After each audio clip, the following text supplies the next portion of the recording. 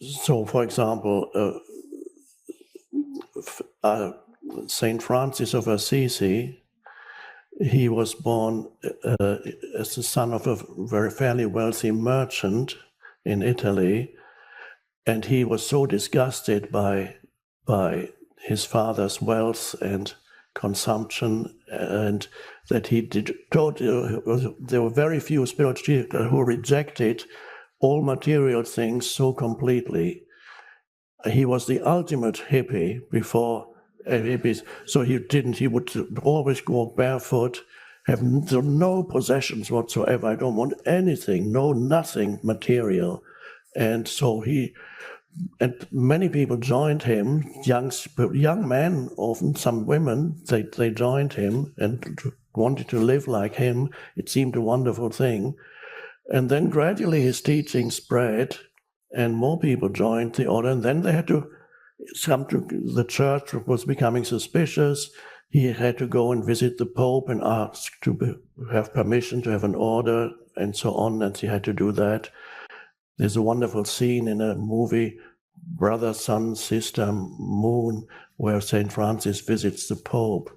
It's a beautiful scene. And then as the movement grew, and St. Francis got older, the order started to have possessions. They had beginning to have buildings and lands. And he was so disgusted by this, he didn't want to have much to do with it. He let other people run it. I don't want it anymore. He didn't like. But if that had not happened, the entire Franciscan movement would have evaporated after his death. It needed to be somehow rooted in the materiality, the physicality of things. Jesus was supported by women mostly, strangely enough. Many people don't know that, and it's only said in one line in the New Testament, where many women followed him and served him with their possessions, with their money. So and then how would let's say a publication, a Western publication where Jesus lived nowadays, a Western publication would say, he's exploiting this, look at this spiritual teacher, he's exploiting these women, he's taking all their money. This would be the headline if some of them have left their families, and she's just a dreadful charlatan. Look what he's doing. So there's no clear, everybody has to decide for themselves what they feel comfortable with. If you are a spiritual teacher, what is it that you feel comfortable with? Do you charge? Do you say donation? Whatever you do, somehow you need some money. And if you go to a spiritual teaching, also you can see, do you feel comfortable with paying something or not? If you don't feel comfortable, go somewhere else where you don't pay. You can go to a Buddhist monastery, and for a while you don't pay. If you go there a few times, they're going to look at you and say, well, where's your donation? You need, it wouldn't make... There was a time when, after my shift in consciousness, when I explored, I had this need to explore all kinds of spiritual traditions. And I tried everything because I didn't understand what had happened to me. Eventually the understanding came through Buddhist teachings, and then I understood, oh, this is what it is about. It's a cessation of thinking. When the Buddhist Zen monk said to me, well, Zen is about not thinking. And I said, that was a revelation to me. Not thinking. And then I realized that I was doing very little thinking. But I only experienced the not thinking as inner peace. I didn't know it was not thinking. But anyway, I explored other things. Course in Miracles. There were workshops. I wanted to know, what's the Course in Miracles? I read, very interesting. I went to Scientology. I never became a member. I did one test. I just wanted to, but they were so, the guy who was doing it was so stupid that I didn't even want to know his interpretation of my test.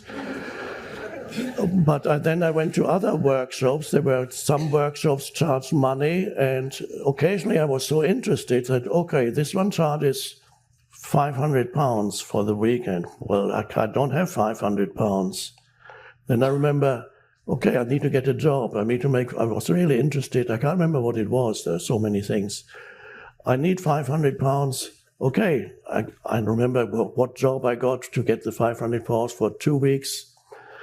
I got a job at the Kennel Club in London, registering dogs on little cards. What's the name of the dog? They were all coming in. Every day they were coming in. I had to open the envelope, register breed, name, age, gender, or called file. There were no computers then. Okay, and after 2 weeks, I had enough money to join the workshop. It wasn't very good, but at least, I knew that wasn't for me. And I never felt, oh, these people are terrible. If they want that money and people do it, perhaps it's worth it. Perhaps it's a wonderful thing. It happened not to be a wonderful thing, but generally speaking, you're very right. Money can make people very unconscious. Some people, even just beginning to talk about money, especially people who have had an experience of scarcity in their childhood and whose parents were fearful around money, and money was always discussed in their family with negative emotions. There was never enough, and so on. So I know I've met people who were relatively conscious in most of their lives, except the moment when money was mentioned. Then immediately it pulled them into unconscious reactivity, and not just necessarily huge amounts of money. It could just be, he charged me too much. It was $10 too much. The entire bill was $200, but it was the $10. It's terrible. So just mention money and they become unconscious. For some people, there are other triggers that still make it. There may be some of you have certain triggers that make you unconscious. Whenever you think about it or talk about it, it could be, for example, your ex-spouse. Whenever you think or talk about him or her, you go, oh, awful. Or it could be money, or it could be something else, some other, your pet subject that you feel, something in politics, that the moment it's mentioned, you become reactive. But for many people, it's money. So you need to observe that money is only, one could see, symbolic energy. It symbolizes energy, and in itself is not problematic, but for many people, it becomes associated with fear, the fear of not enough, and also ego. It becomes associated with ego. So how much money you have determines your worth. How much, this is a weird expression, how much is he worth? That's ridiculous. So what's your relationship with money? It's one which has evolved over time, and now it's a place where I see it as symbolic energy, and that's what I'm going and teaching the world about. Yeah, good. That's good. I'm doing good with the money. Not everybody, almost nobody knows what exactly I do with it. I feel like Jesus' advice, when you give something, don't let the left hand know what the right hand is doing, or something like that, so nobody knows, because you can so easily become ego. I met somebody last year, lovely, wonderful man. He's doing such good in the world, and he's very wealthy. But he's not here, so I'm just saying it. Maybe he probably won't even know I'm referring to him. But soon after meeting him, he gave me a list. He pronounced, well, I'm engaged in the following charities. This one, I've been supporting this charity for 15 years, and this is what is. Then I'm supporting this, and then I created that charity, and that it's wonderful work. But I could see he was already spiritually awakening, but his ego was clinging to his charities. So he's doing good, but it's not doing him much good, not his ego. So it's better to give anonymously, as I often do, to give anonymously. People don't even know where it's coming from. That's a lovely way of giving. You don't necessarily equate stillness, this inner stillness, with needing to sit still. In the English language, still can mean motionless, but it can also mean absence of noise. So it does it. At first, perhaps, yes, you practice, or you might do some meditation. Every meditation practice, if it works for you, is designed to help you realize the dimension of being that's always already there within you. It's always already there. So what we are talking about, pointing to, realizing here, is this realization of being, which is sometimes expressed as the pure I am. When you realize who or what are you, when you don't remember your past at all, you don't give it any attention. You don't give it any attention, and you don't give the future any attention. Let's just imagine there's only this moment. I'm saying let's just imagine because there is only this moment, but let's say put aside. Let's say there's only this moment. And in this moment, you do not need to remember your personal history. In this moment, you do not need to remember what might come in the so-called future. In this present moment, let's say you let go of your memory of past or expectation of fear of future, any thought, in other words. Because past and future are experienced as thought forms. You let go of the thought forms. Now, stillness arises, presence arises. And now, an interesting question one could ask, who or what are you now? Without reference to the historical person. What does it feel like to be you in this moment without reference to the historical person? Very hard to put that into words, but that's you, that's the I. There is something there, but you can't talk about it.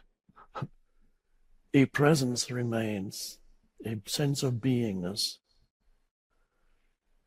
That's amazing. I am. That's all you could say in that if you wanted to say something. And surprisingly, in the Old Testament, there's a passage where the prophet goes up the mountain and meets God. It's a story, but it has a deep meaning. He goes up the mountain and he meets God and he asks, "What is your name, God?" And God says, "I am the I am." Sometimes translated as I am that I am. I would translate as I am the I am. That's the weirdest answer that you could imagine God giving. It's that way God says I am. And then the prophet asked God, "What shall I tell when I go down to come down from the mountain? What shall I tell my people about you?" Well, he says, "Tell them that I am spoke to you." That's an amazing story. And then we have, if you want to, those of you who have a distaste of the Bible, I apologize deeply, but just one more passage from the New Testament this time.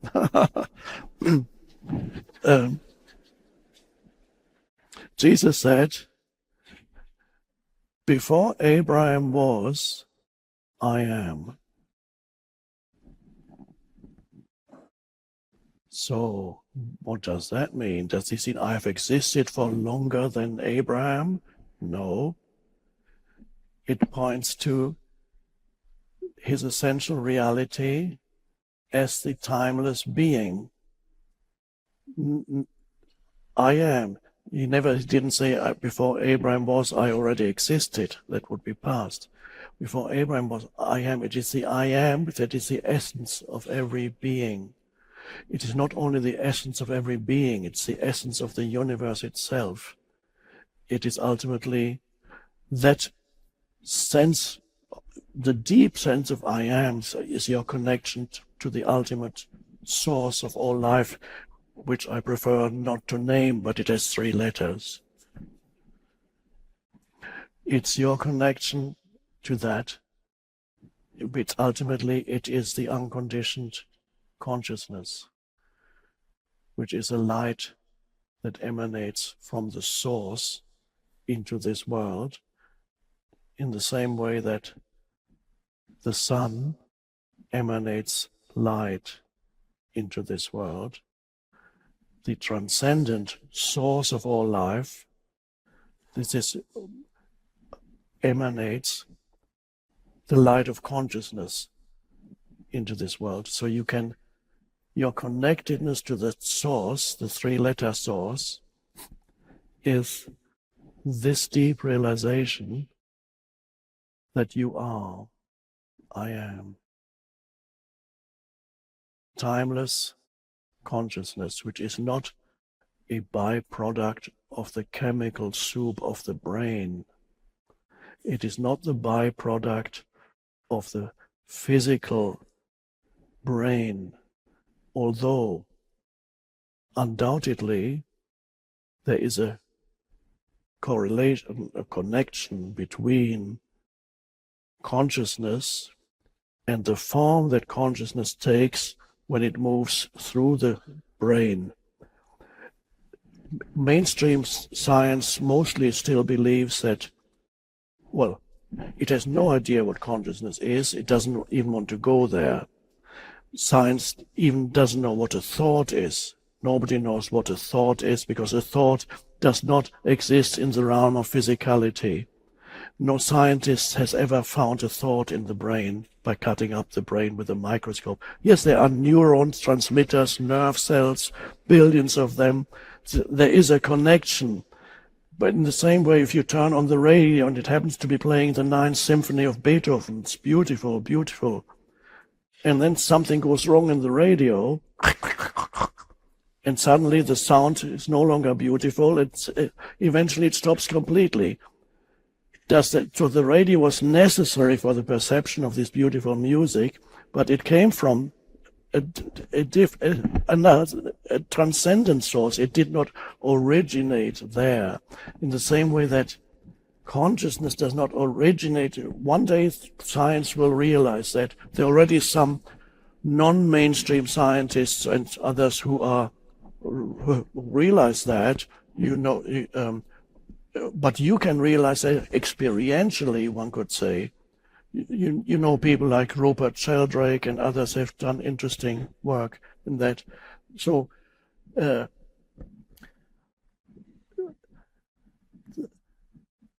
it's the consciousness that you are is ultimately the greatest mystery of the universe. The universe is the vastness of the universe, the macrocosm is unbelievable. It's a huge mystery. Does it ever end? When I was 11 and 12 years old, I asked my dad continuously, does the world have an end in space? Does space end somewhere? And he couldn't answer it. And I racked my brains. If it ends somewhere, what's beyond that? Because it hasn't ended, there must be something beyond the end. There's no answer to that. The microcosm is great mystery, this atomic, subatomic realm, very weird realm. These are all great mysteries, but the greatest mystery of all is that the universe is conscious. And science hasn't really been able to do anything with that. The universe is conscious. That is amazing. How do I know that? Well, I'm conscious, and I'm an intrinsic part of the universe.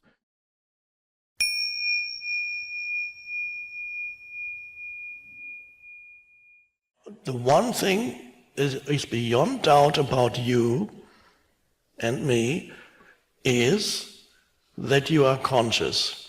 All the rest could be an illusion or a dream that you are having right now. That we are actually in this room, somebody's talking and saying, maybe you're dreaming. That could be a dream. You could be dreaming your whole life. And there's a way, one could even say that you are being dreamt by the universal consciousness, that the entire universe that we experience is a dream that happens within the universal consciousness, the vastness of universal consciousness. As it grows, it's dreaming of a person called Eckhart, briefly, and then that dream evaporates. I'm just going there. It is possible you can question the reality of everything.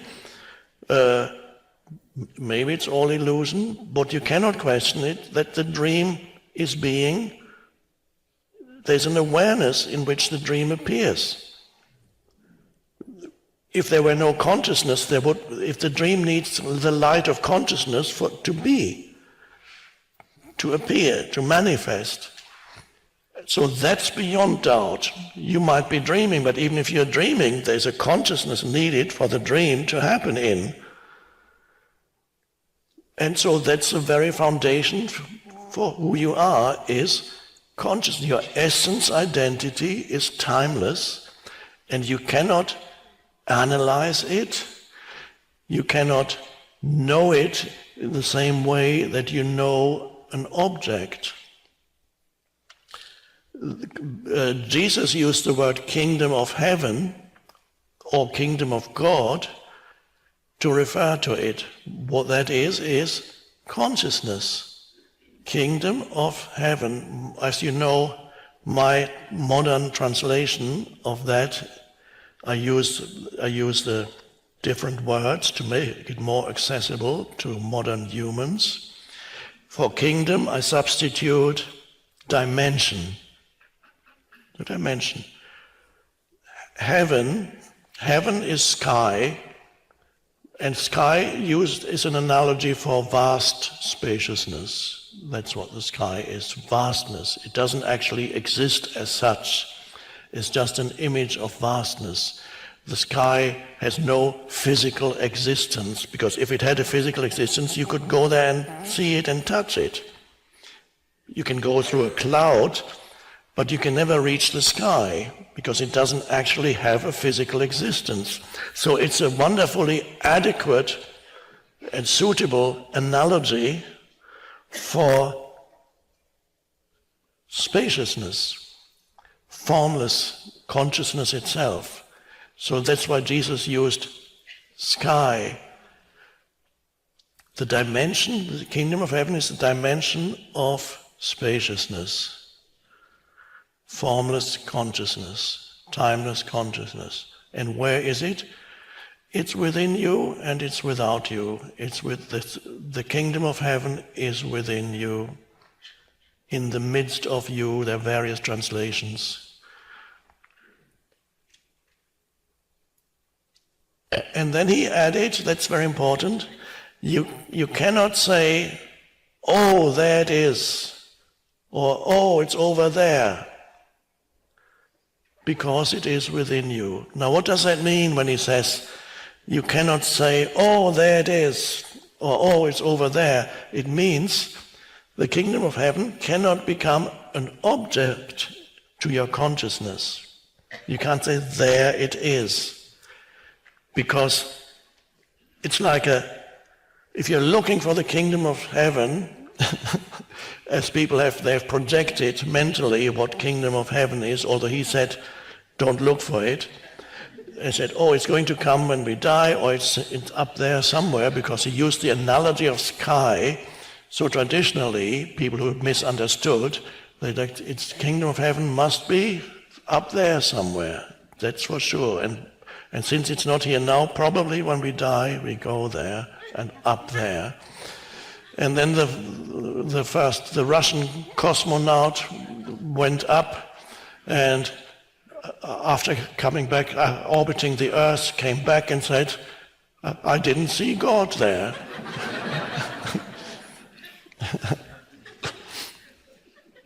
So what does it mean if you say, you can't say it's here or it's there? It means it cannot be an object to your consciousness because it's the eternal subject. If you're looking for the kingdom of heaven or you're looking for God, it's like you're shining a light and you say, where is it? I'm looking for myself, I'm looking for God, I'm looking for the kingdom of heaven. It's not here. Okay, let's look somewhere else. No. And you can look in time, maybe it's in the future, it's in the past. No, it's not there.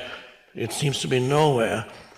But where you haven't looked is that beam of light with which you are looking emanates from the kingdom of heaven. It emanates from the source. It is an emanation of the source. And you were looking for the source.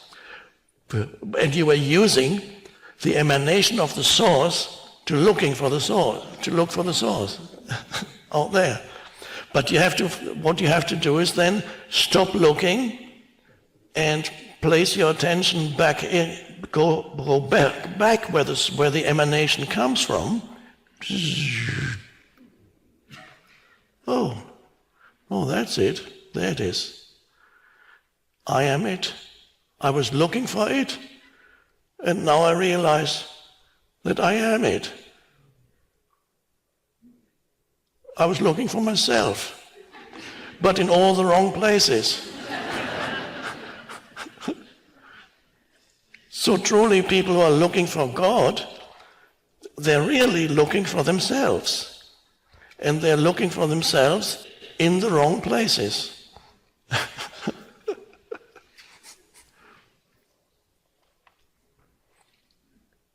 And of course, the Buddha said the same.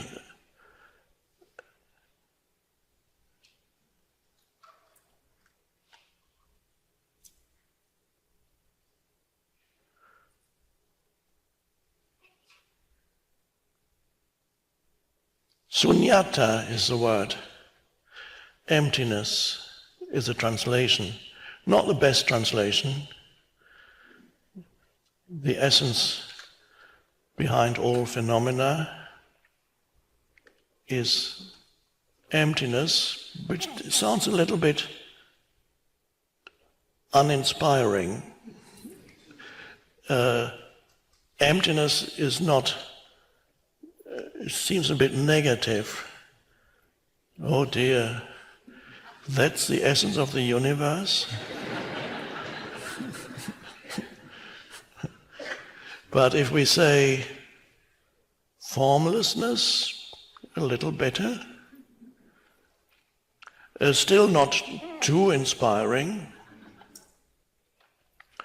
If we say kingdom of heaven, now on the one hand that sounds a bit more inspiring. Wow, kingdom of heaven. On the other hand, it's very easy for you to project and completely misunderstand what that means. So it's so inspiring that it creates a mental concept or mental image, whereas kingdom of heaven is totally beyond any mental concept or mental image. So the very thing that was meant to point you beyond any mental images, that's why he used heaven, spaciousness, formlessness, the very thing that was meant to point beyond it is then misused by your mind in its attempt to form mental concepts and images. So you use the signpost that says there and say, oh, I have it. So on the signpost it says, Kingdom of Heaven that way. Well, that way. Kingdom of Heaven that way. And then you pick up the signpost and says, I got it. I got it. I completely believe in this signpost.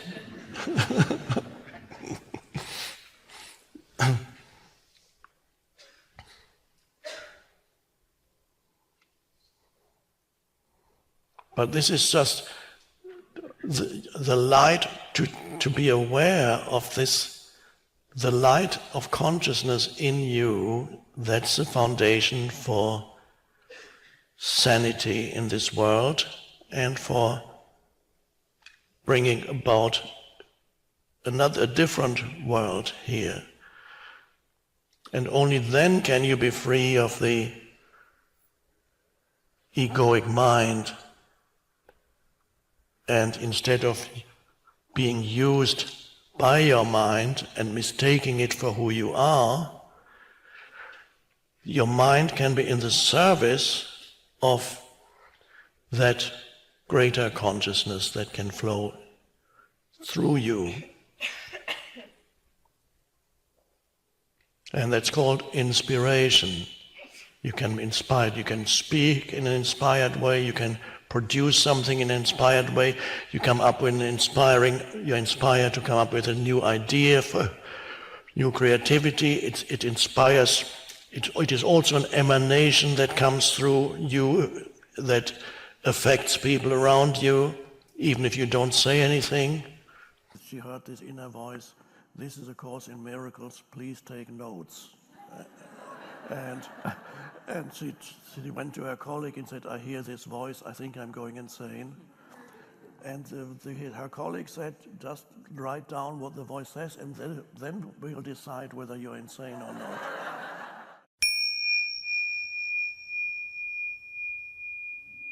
When I was young, a long time ago, I had some interest in that and experimented a little bit with that, and I had a little bit of experience with presences. But when I went through my awakening, I lost interest in that. My focus was not on that.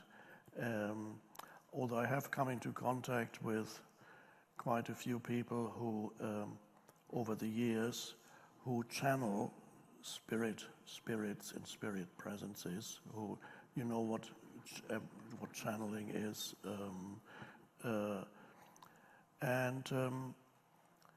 I've looked at I've spoken to and looked at what is being channeled. The important question is, these presences are also just manifestations of the one consciousness, obviously. So whatever you contact, and even if you contact extraterrestrials, they will be manifestation of the one consciousness. So ultimately, there's nothing alien in this world. As far as my interest for many years, even after awakening, has been in channeling, although I never attempted to channel myself. Channeling would mean one specific entity uses your mind and speaks through you. Some people occasionally people thought that I was channeling when I speak, but I don't have the sense that a specific entity is speaking through me, rather than that consciousness is using my mind directly, rather than through an intermediary, so to speak, because the entity that speaks through the channeler, again, is an expression of consciousness. It's always consciousness. I've had some people who've told me that they saw me being overshadowed by some, I don't know whether it's the case or not. I don't need to explore this. In a way, when I speak, it flows from the presence. In that sense, it's channeled in the sense that I do not, as a person, I do not construct the sentences that I speak. They flow from a deeper level, but I don't feel that they are dictated, so to speak, by an entity. I have examined the product of channelings. Lots of channelings are not that profound. They are very nice words, but ultimately don't say very much. Or there are exceptions. I'll get that in a minute. Or they tell you stories that they could be very interesting science fiction. What Ashtar is doing, the commander of the Galactic Fleet, and so on.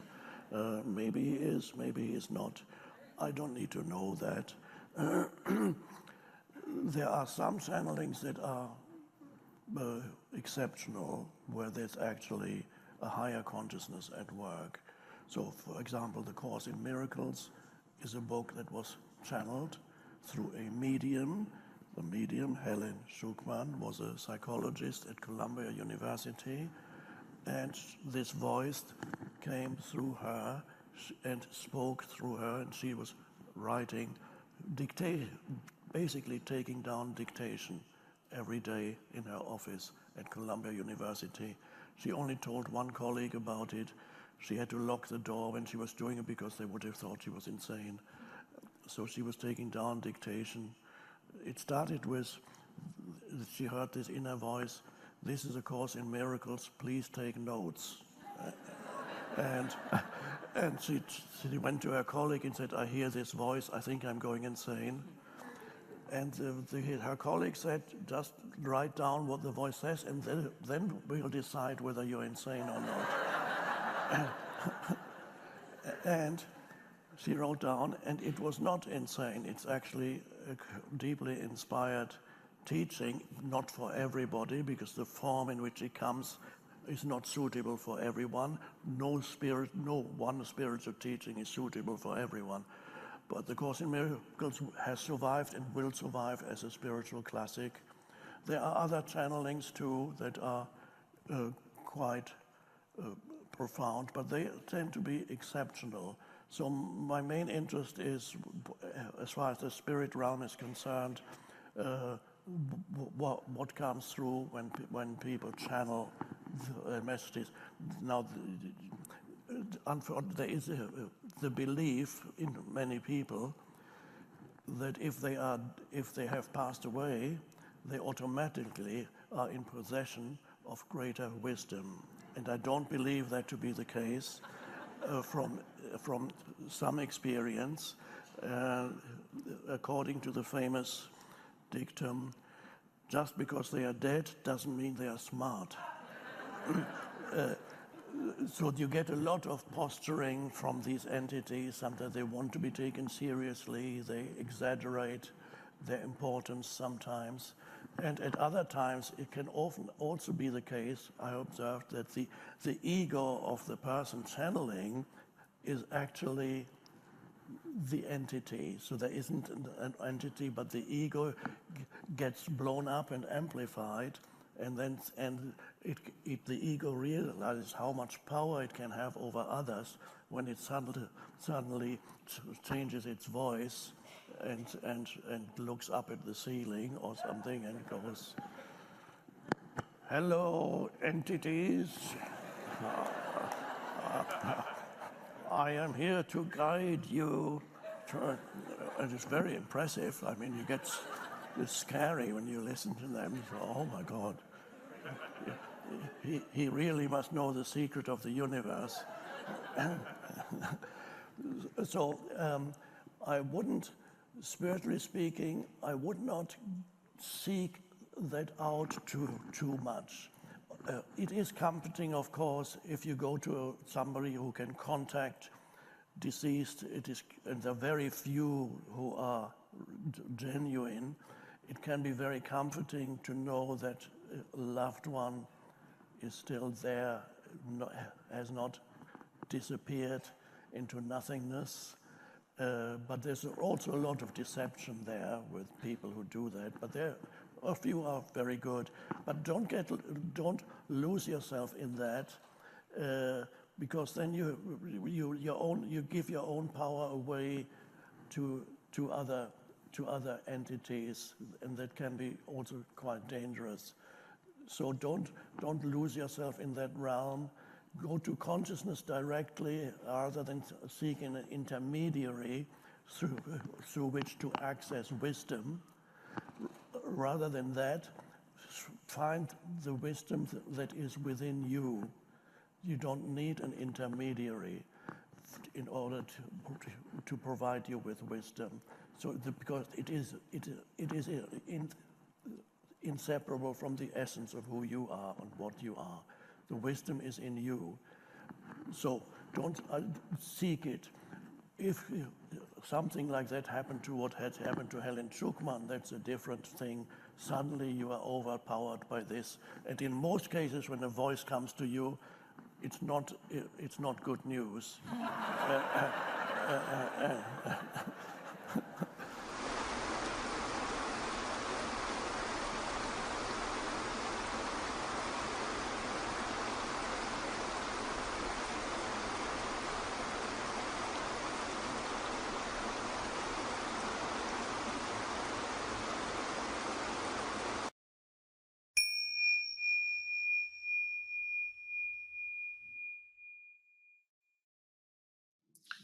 Of course, we're not denying pleasurable anticipation. There's nothing wrong with pleasurable anticipation as long as it doesn't detract from the way in which you experience the present moment. But if the present moment is reduced to something of little value in your mind, because your anticipation has such gravitational pull that it completely takes you out of the present moment in your mind and you into the future, and you're expecting some kind of fulfillment there. Then, of course, if you say, I'm looking forward to my vacation there, and in the meantime, I completely lose awareness of this present moment and my surroundings. It's only just peripheral awareness, but not really there. So that's a different matter. If the anticipation absorbs so much of your attention that you miss this. And that's, perhaps we use this as an entry point, this meaning here, now. If you miss this, you miss the whole thing, because there's never anything but this here and now.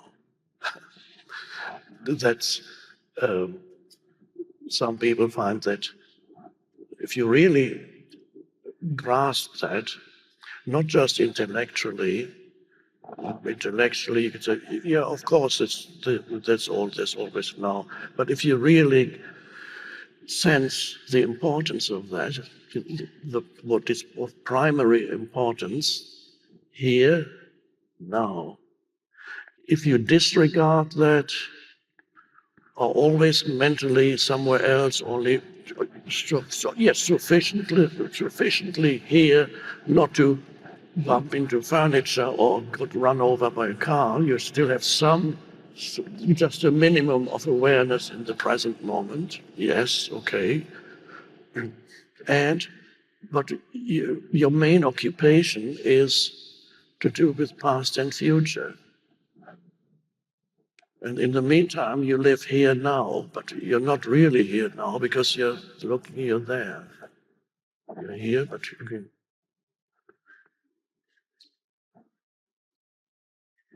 I don't want to be here. I want to be there. Never want to be here. And when he finally arrived there, perhaps for one very brief moment, it's nice. I'm there. But then the same mind pattern arises again, because there, when it becomes here, it turns out not to be all that fulfilling. And it's there because the next thing comes up, it comes there. You can never deeply penetrate into the here now. You are prevented by deeply ingrained mind patterns from really embracing and penetrating into the present moment with your attention. And so millions of humans on the planet live almost exclusively through anticipation and memory. The older you get, the more you live through memory, because you have more and more past behind you to remember. And you can sense you have less and less future. So the future is shrinking. So you don't think, when you reach a certain age, maybe you don't think that much anymore. Or some people still do. When I retire, then I'll be happy. I'm just looking forward to retirement. Only another 15 years. And then and I can really enjoy myself. In 15 years, I will start really living my life. And then retirement comes, and there you sit in a chair. What do I do now? Who am I now without my job title? I'm not important anymore. Weird. What do you look for? Okay, now you go into the past. Think about it. There's a lot to think about. So you miss, there's always the mind pattern of this, and this is the entry point into what we might call the spiritual dimension of life, or the transcendent dimension of life. It is the entry point into a certain state of consciousness that is quite different from the habitual, prevalent, egoic state of consciousness that most humans are still trapped in. And the egoic state of consciousness needs past, it lives through past and future. It doesn't know what to do with the present moment, or when it faces the present moment, it interprets it according to its conditioning. In other words, it doesn't see it as it is because it sees it through the veil of its conditioning, its judgments that has been inherited judgments over many years. So the ego has been conditioned to interpret the world, every experience in a certain way. So when you are seemingly in the present moment because something is happening that requires your attention, then of course then you come from a moment, there's a person that says something to you, it's challenging, or a situation is challenging, and then even then you are not really in the egoic state, you're not really present, you are reacting according to the conditioning of your mind. So in the past is still interfering even there. When you seemingly are facing the present moment, it's still facing it through the sometimes very dense veil of the past in you. So people carry all that around with them, their past, which becomes their personality, becomes the person that it makes up who you are or who you think you are. So you carry the past around with you, and many elements go into that make up your personality, that consists of the accumulated past in your mental emotional field, the accumulation of past experiences in your mental emotional field. This accumulation is what you usually identify with as you. That's me. That's what people refer to when they use everybody's favorite pronoun. There are all kinds of pronouns these days, but everybody's favorite pronoun is I, because they use it all the time. I think, I know, I don't like, I like, I want, I must have. I. So what is that I? What is it that they refer to? Each person says I, and the I refers to this accumulation of past experiences and past all things that you have happened to you, things that you have done, things that you have experienced, acquired, and that has left traces in your mind as memories and forms of conditioning, and so that it becomes the person. And that is what humans refer to when they say I. Now, there is a deeper I, another I, which still most humans, except many of you, are awakening, so you know what I'm talking about. There is a deeper I that transcends who or what you are as a person.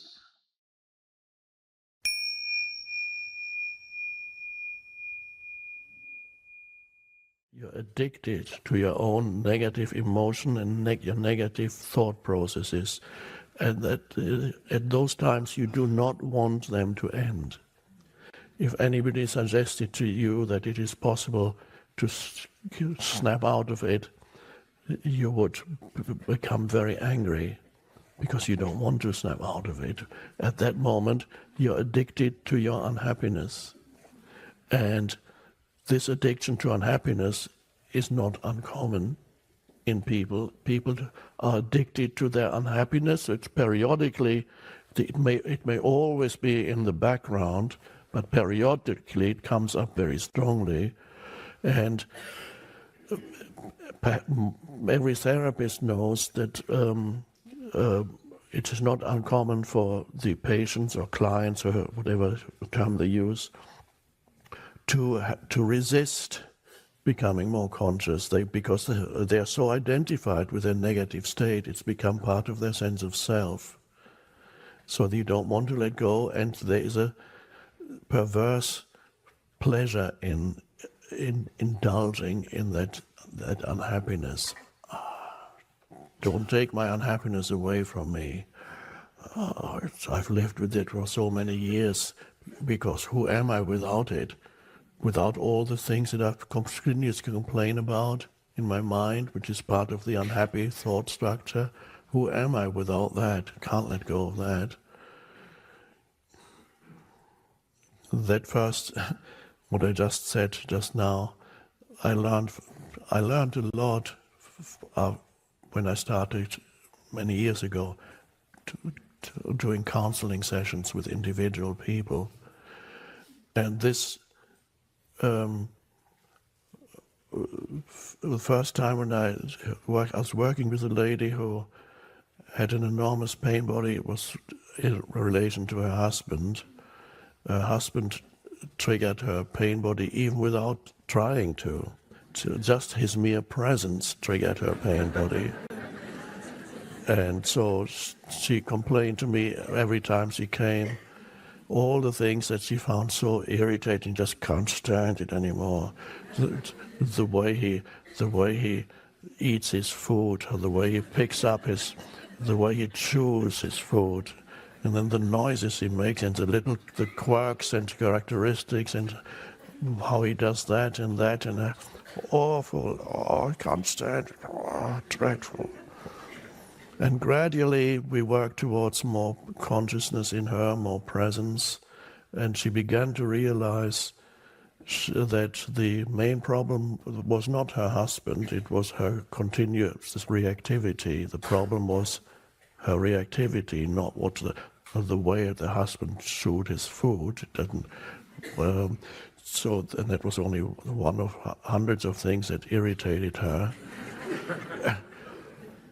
So we were approaching this threshold of becoming aware that you can actually be free of all that. At one point she suddenly almost shouted and said, but if I let go of that, what have I got left? If I let go of all that, which is all the reactivity in that, which that was her life, has been her life for years. What have I got left without that? That came out of her mouth.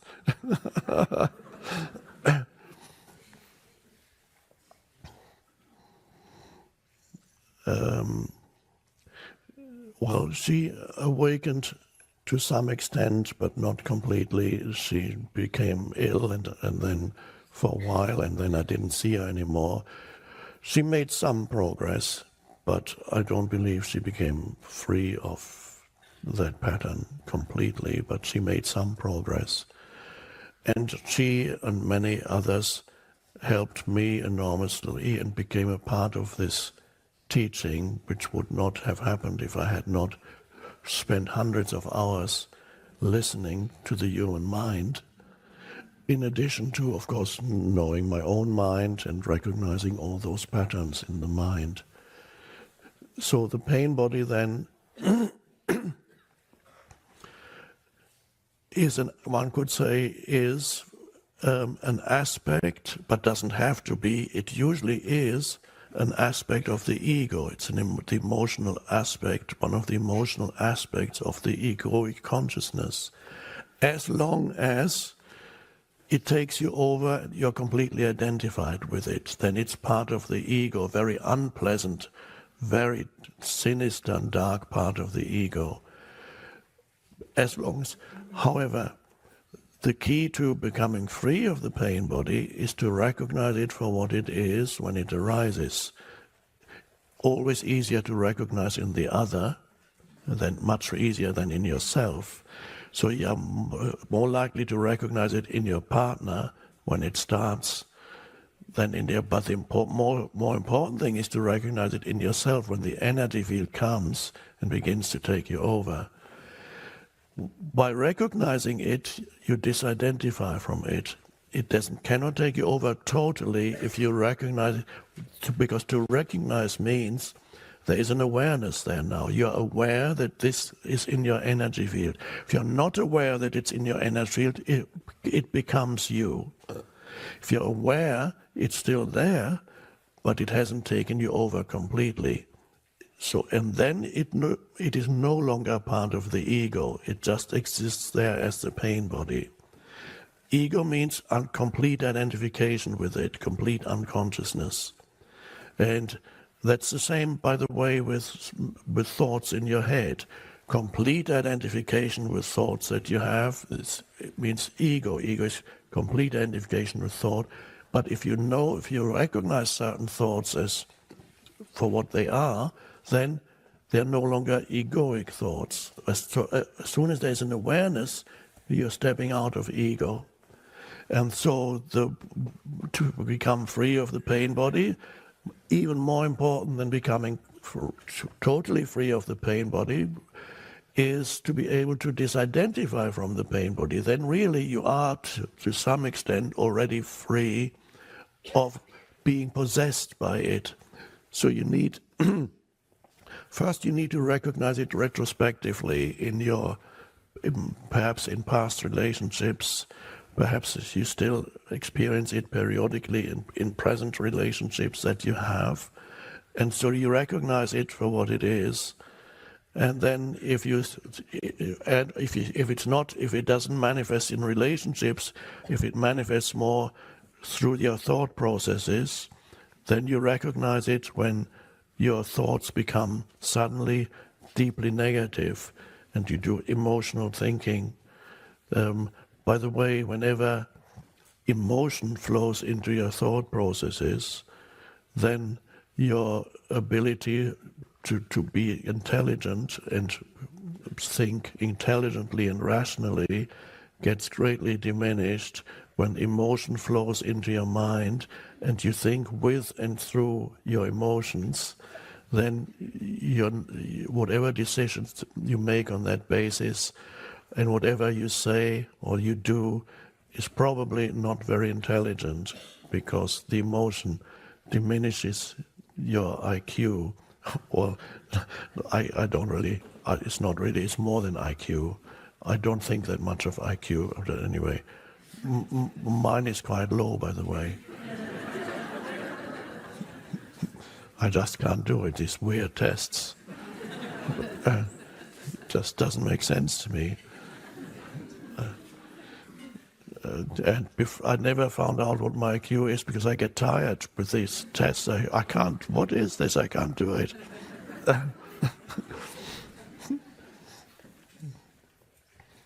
So emotional thinking is unintelligent, very unintelligent thinking, particularly if the emotion is the pain body. Then however you interpret the world in those moments is a total distortion of reality. So you would see the world, and the world that includes however you interpret your own life, however you interpret who somebody else is. Anything that you interpret is a total distortion of reality, and you don't know it. And some people make life decisions on the basis of when they're in that deluded state.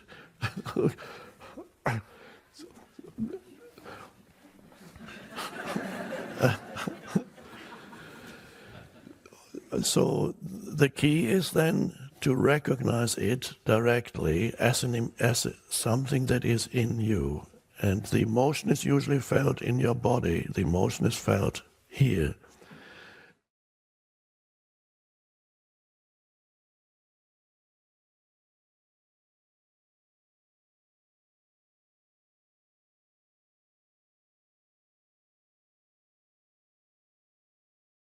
The mother bird is taking the little chick and going, and then it will, oh no, you can't fly like that, you have to do this. I guess just to go along with questions about boys, my daughter's 17 years old. There are times when, and many times recently, when she does not want to follow my direction, how do I stay present when she's doing, pulling?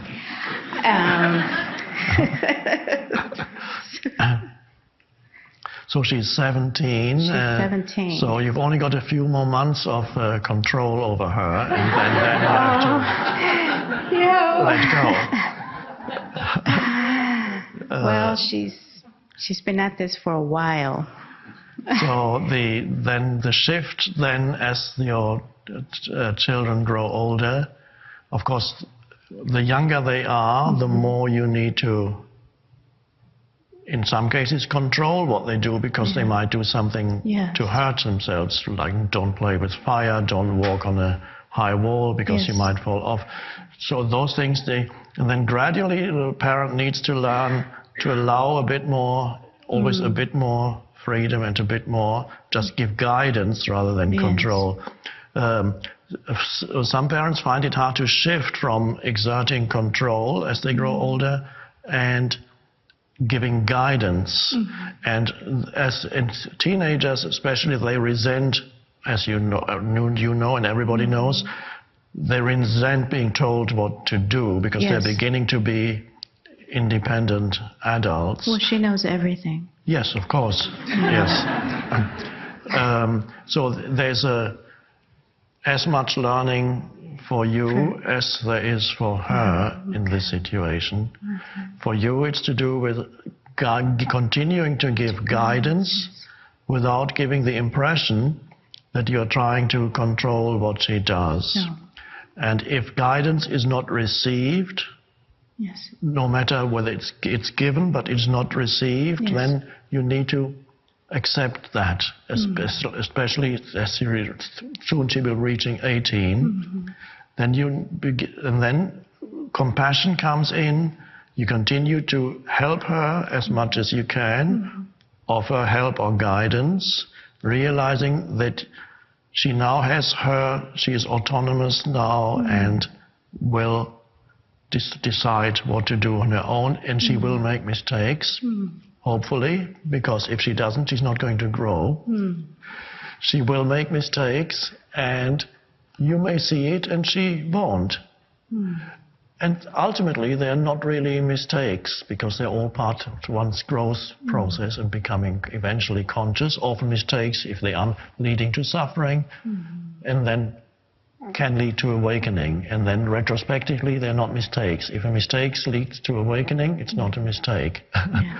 Eventually, so it's a letting go internally, compassionate letting go, like think of the image of a nest and the bird, the mother bird is taking the little chick and going, and then it'll, oh no, you can't fly like that, you have to do this.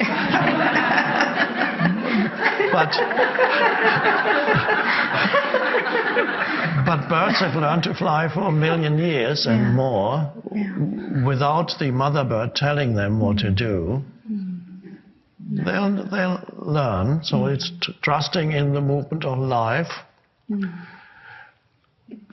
and realizing how that so-called mistakes are an important part of our growth.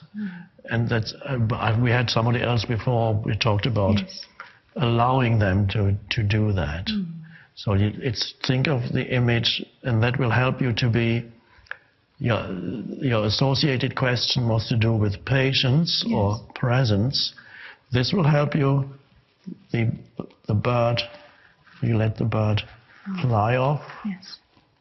And the flight at first may not be smooth, and they may have a hard landing.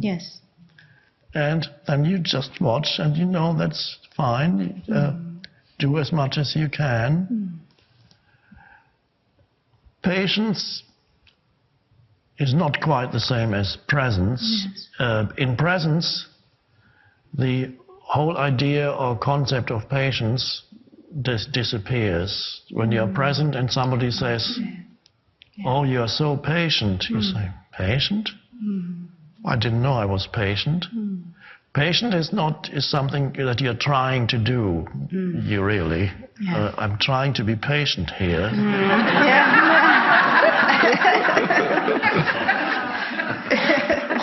Here is the key word. I'm trying to be patient here. So the patience is something you're kind of holding back. I'm very patient with you. But in presence, really, you're not thinking of yourself as patient at all. It doesn't come into it really anymore at all. You're just present with what is. And as I said, if somebody called you patient, you'd say, what does that mean? I'm not patient at all. It's like forgiveness also. In presence, forgiveness happens naturally. And so you don't need to make a big deal and say, I'm trying to forgive that person. I had, again, in my life, I had for many years resentment towards my father until I finally woke up. And then the resentment disappeared, and my relationship with him changed completely. There was suddenly love.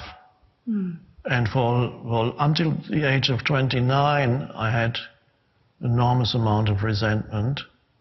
I didn't realize, of course, that he did what he did because of his programming. He had an enormous amount of anger in him that comes from his childhood. And again, I could explain why, but it's not necessary. It comes from his childhood and the way in which he interpreted his childhood. What his mother did to him, not actually, rather how he interpreted her motivation. He was the seventh child, the youngest, and then his father died when he was only 14, and then the family didn't have enough money to have all the children at school, at grammar high school. So two of his sisters were kept at school, and he was taken out of school because he didn't have enough money. And he had to become an apprentice in some store, not supermarket, they didn't have supermarkets then, but some store where he had to make deliveries to big houses. And that enormous anger started to come up in him during all that time, what my mother did to me, what they did to me. And that never really left him. So living with him, the anger was usually not directed to me, but was directed to my mother always. And living there was like living with an unexploded bomb. Wow. It could go off at any moment. Whenever he was there, it was like a powder keg. Any moment it could go off. One wrong word by my mum, and my mum was very good at saying the wrong word. Of course. Yeah.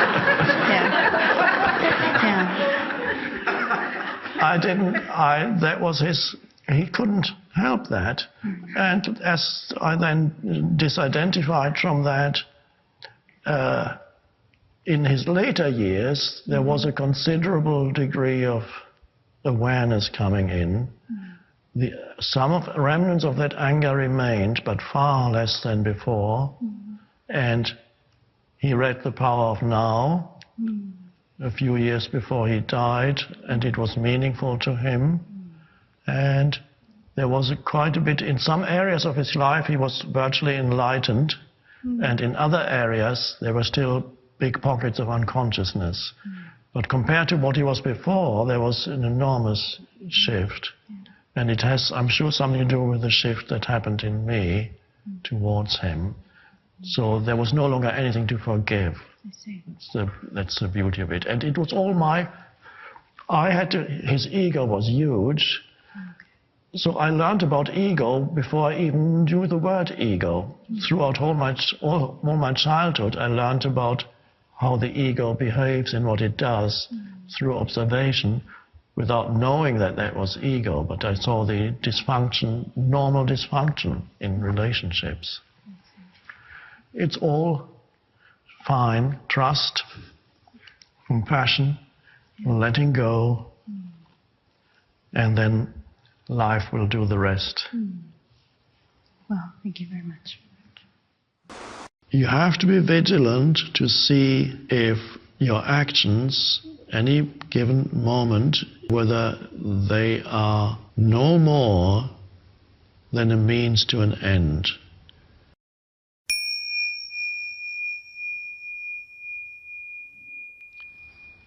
Another question. When we lose a form that represented abundance, do we resign ourselves to the loss, or should we take action to bring new forms of abundance into being?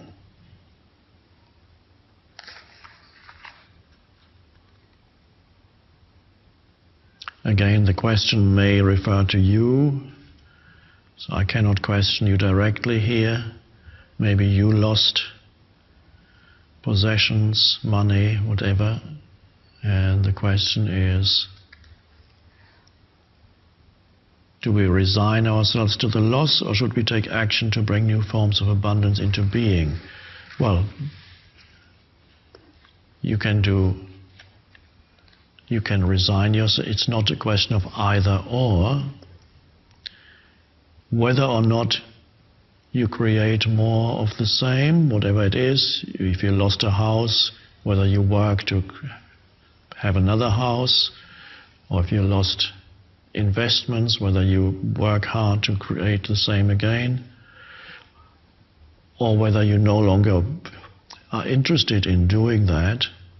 In any case, resigning yourself to the loss applies in any case.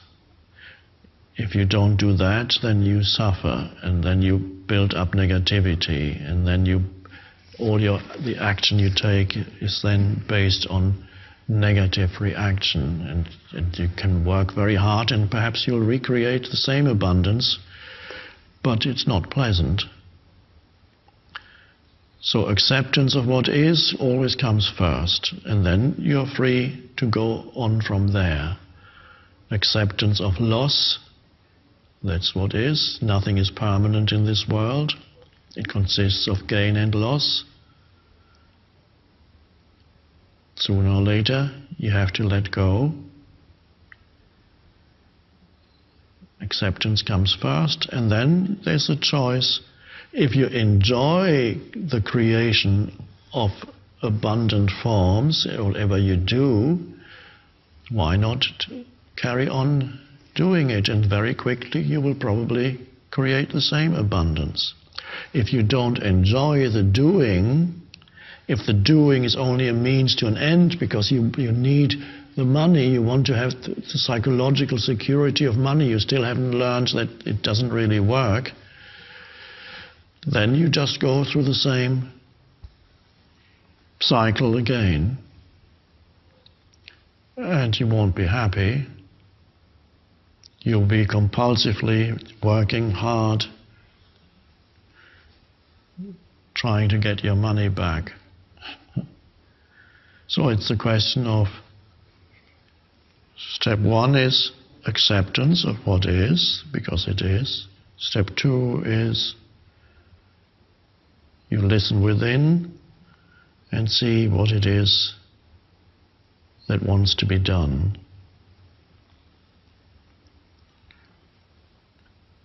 Perhaps you worked for 20 years, built up something, lost it.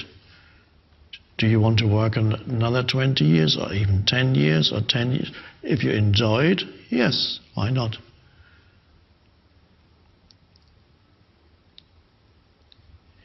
The important question in whatever you do is what I'm doing primarily a means to an end, or is it primarily an end in itself? If it's an end in itself, means as I do what I do, there is an enjoyment there, there is an aliveness there. Yes, I know what I want to achieve, so that's why I'm saying primarily a means to an end, or primarily an end in itself. If your doing is not primarily an end in itself, then there's lack of enjoyment and lack of harmonious doing, and that's unconscious. And it makes you unhappy, basically, even if you don't know it. Many unconscious people are unhappy, and they are so unconscious they don't even know that they're unhappy, but because it's their normal state. Isn't everybody else the same?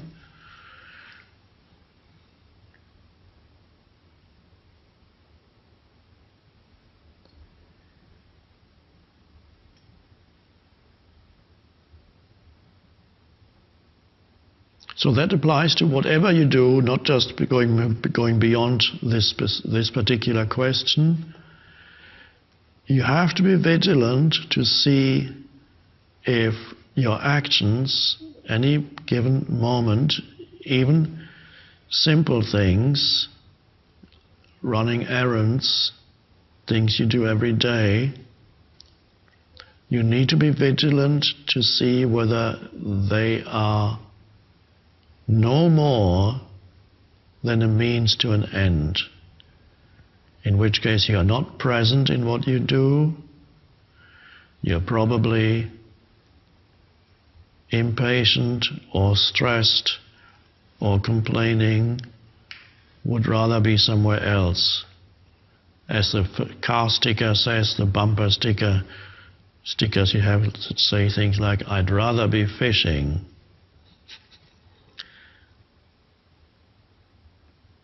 And if your mindset is, I'd rather be, even when you're fishing, you won't be happy for very long, and then very quickly you'd rather be sitting in your car, driving somewhere exciting.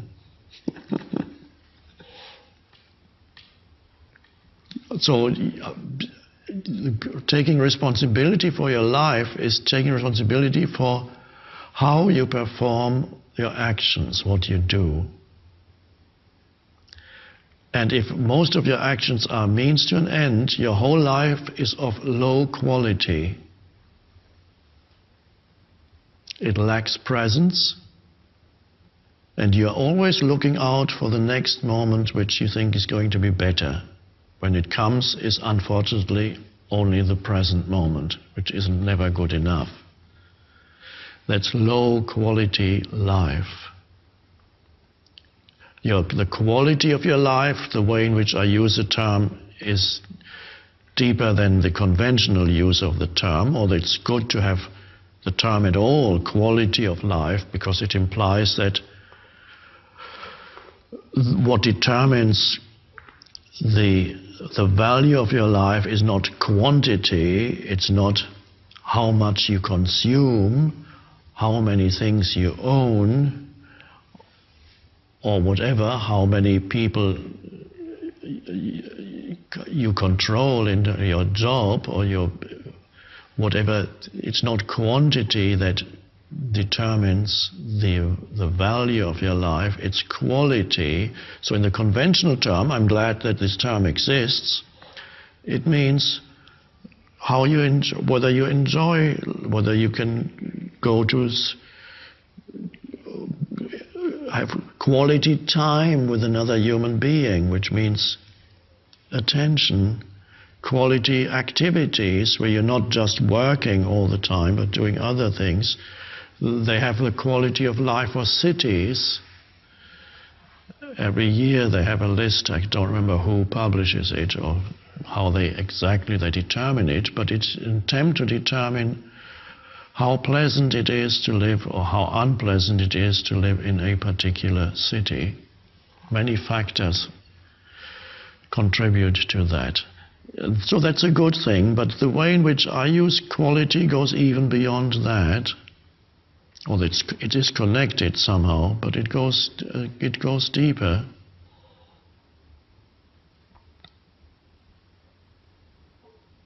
You can live in a city that's very low on the life quality list and lead a life of the highest quality, which means as you do what you do, you are giving it full attention, knowing that yes, I'm doing this because that I need to get there and there. You know what the end is that you want to achieve, but your primary concern is the doing, the smallest thing, and then your life is of high quality. Every action has a certain aliveness and presence to it. It's not stressed. It's not done with reluctance. It's not done with impatience. It's not done with irritation. All this, can't you see how that lowers the quality of your life, all those things? But it's so normal. But you can do the same thing.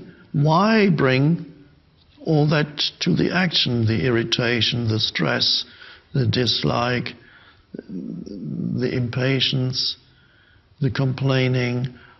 Why? What purpose does it? It has no real purpose except it strengthens your false sense of self.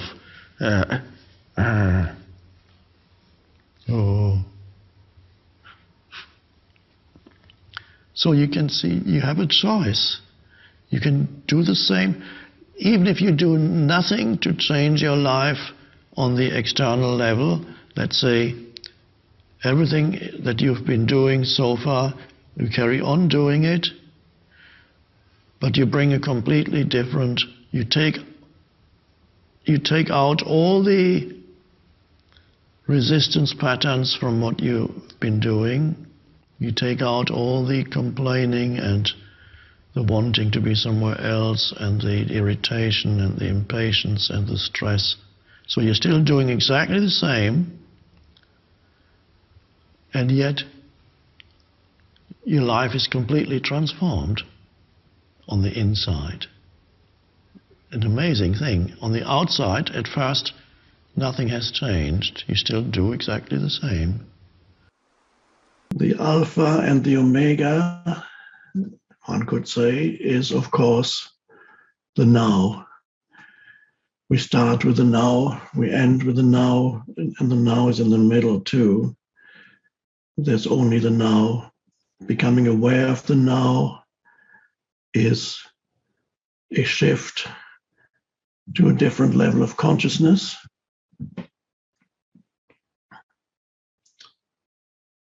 It's a very simple thing.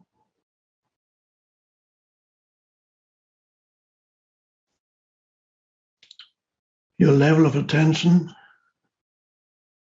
rises. There's a certain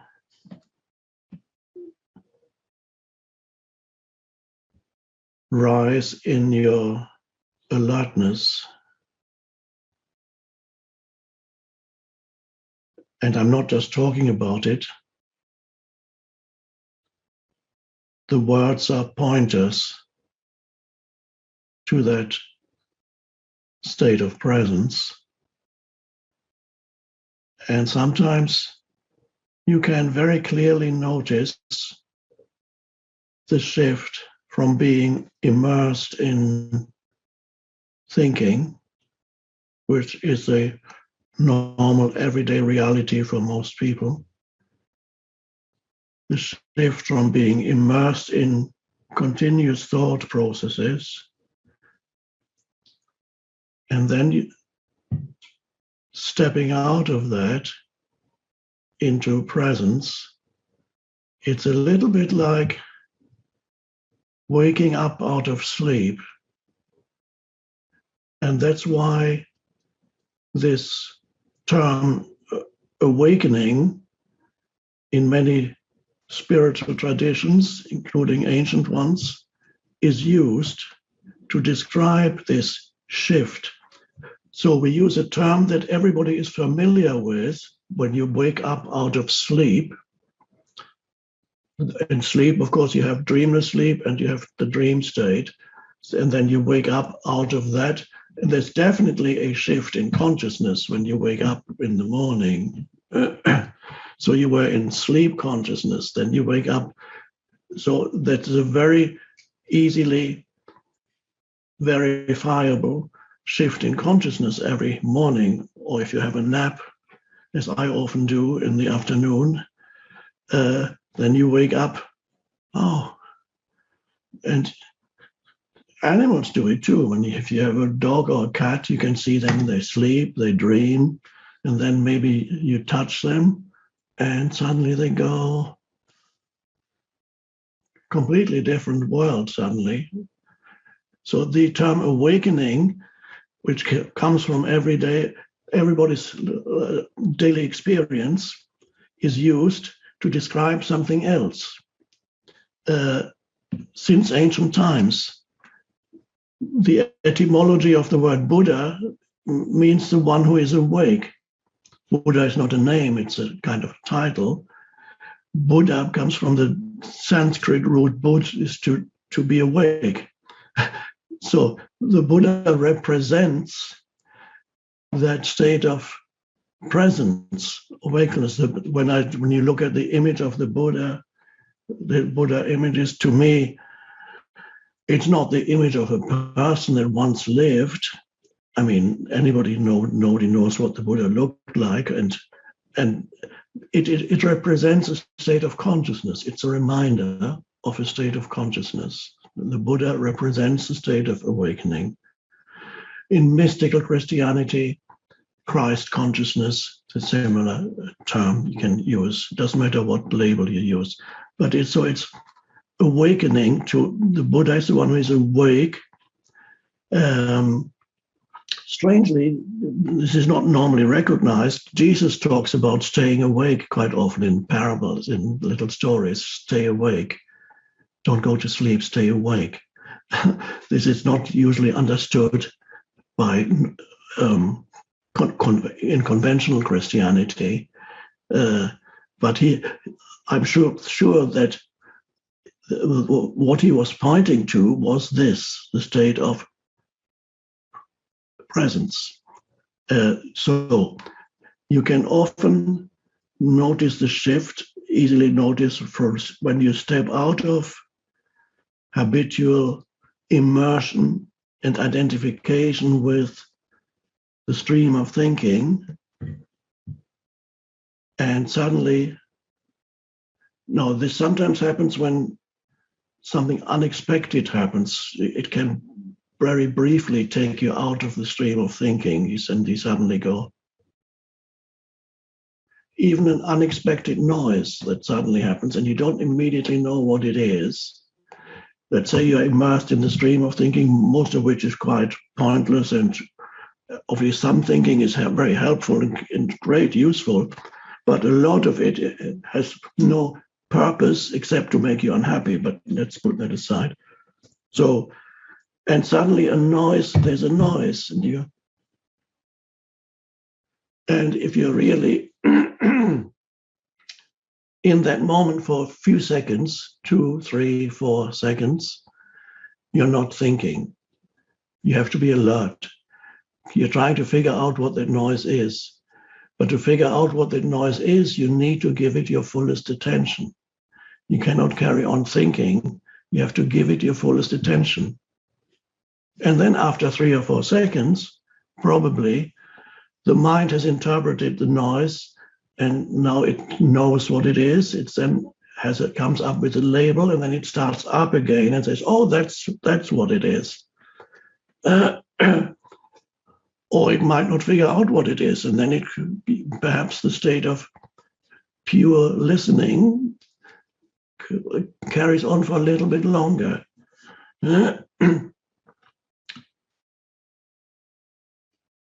It could also be, it doesn't have to be auditory, it could be a visual thing that suddenly arises.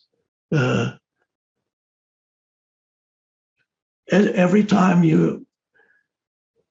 when you enter a room, I would say not where you live, but in another place, you go to a hotel or in some other building, you enter a room, or a doctor's office or whatever, you enter a room, or you are walking along the street, and you turn around the corner and another vista opens up. Anything that new that comes in is always for 1, 2, or 3 seconds. There's a pure perception before you interpret it again. And so that's very interesting to detect in yourself that sometimes presence can emerge briefly without you realizing it, and then it disappears again. It's immediately obscured by thought again. Then it can stay for a little longer when you're engaged in some activity that requires your complete alertness, dangerous activity, for example, surfing, or even car racing. You have to be really there. You can't be thinking about your problems. Climbing a mountain, climbing up the wall of a mountain. You can't be thinking, okay, you're not even thinking, where is my foot going to go next? You have to be present, and that something else is activated other than the conceptual mind. An intelligence other than the conceptual mind is activated. But the wonderful thing is, once you reach a certain level and you recognize presence, you can choose presence in your daily life. One thing, yes, as I said, is notice when presence arises spontaneously, when you can look at a person. Suddenly a person appears there in front of you, and you look at a person. And again, for 2, 3 seconds, there's no interpretation yet. And sometimes in those 2, 3 seconds, you can already sense something about that person. You have an intuitive perception of that person. How deep that is, we don't know. Perhaps you can sense something to do with the personality, or you can sense something deeper that is the actual underlying consciousness, the essence of that person. You can sense that when you are present, you can sense often the presence of the other before you start interpreting the other. You can sense their inherent presence or consciousness beyond personality. You're also aware of personality, but beyond personality, you can sense one could say, their beingness.